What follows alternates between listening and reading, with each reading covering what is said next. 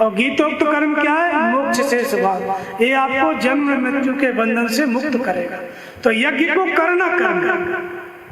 अब इस कर्म को चातुर्वर्ण्य मया सृष्टम, गुण कर्म विभाग से इस कर्म को 4 भागों में बांटा। इस यज्ञ को, इस कर्म को करने का अधिकार किसको है? तो अधिकार कहते हैं कि अपचेष्ट दुराचार भजते मां मन निभाग, अत्यंत दुराचारी भी अर्जुन मेरा भजन करके शीघ्र धर्मात्मा हो जाता है। एक व्यक्ति का साधना का 4 स्तर है, वर्ण न कि 4 जाति। किस तरह से बांटा? गुण कर्म विभाग से, गुणों के दबाव से कर्म को बांटा। कर्म क्या है? यज्ञ को करना। कौन से यज्ञ को? जप यज्ञ। नाम का जप जो है 4 भागों में बांटा गया। जिस दिन से आप नाम जपने लगेंगे, आश्रम में भर्ती होंगे, सेवा करने लगेंगे, मन नहीं लगेगा। 1 घंटा बैठो, मन 1 मिनट भी नहीं लगेगा। उस स्थिति में आप कौन है? शूद्र श्रेणी के साधक है।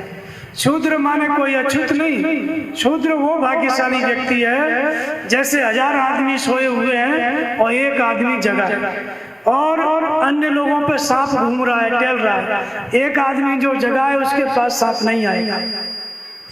तो शूद्र कौन है? या निशा सर्वभूतानां तस्याम जागृति संयमी, जो सचेत हो गया, जागृत हो गया, जिसके अंदर आत्मा जागृत हो गई, जिसने साधना का आरंभ कर दिया, वो भाग्यशाली व्यक्ति शूद्र है। वो भगवान का चरण है, चरण से उत्पन्न हुआ है, यानी परमात्मा प्राप्ति का आचरण जिसने आरंभ कर दिया। जब तक वो आचरण आरंभ नहीं किया तब तक जड़ जीव है, तब तक शूद्र भी नहीं है। तो शूद्र स्तर में क्या है? ये तमोगुण का बाहुल्य रहता है, रजोगुण का बाहुल्य रहता है, सतोगुण नहीं रहता है, इसलिए जड़ता रहती है। तो इसका कर्म कौन सा है? बोल बोल के नाम जपना और आश्रम में झाड़ू लगाना। ये शूद्र स्तर की साधक का कर्म है।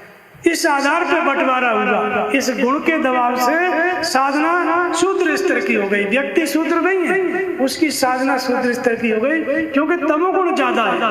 और झाड़ू लगाते, बोल बोल के नाम जपते जपते थोड़ा संस्कार ऊपर उठेंगे, वही व्यक्ति वैश्य हो जाएगा। मध्यमा से नाम जपेगा, इंद्रिय संयम करने लगेगा, थोड़ा मन भगवान में लगेगा, थोड़ा संसार में जाएगा। तो इस तरह से ये क्या हो गया? इंद्रिय संयम करने लग गया, तो ये वैश्य श्रेणी का हो गया। और रक्षा करना, मन से इंद्रियों की रक्षा करना, ये वैश्य श्रेणी का हो गया।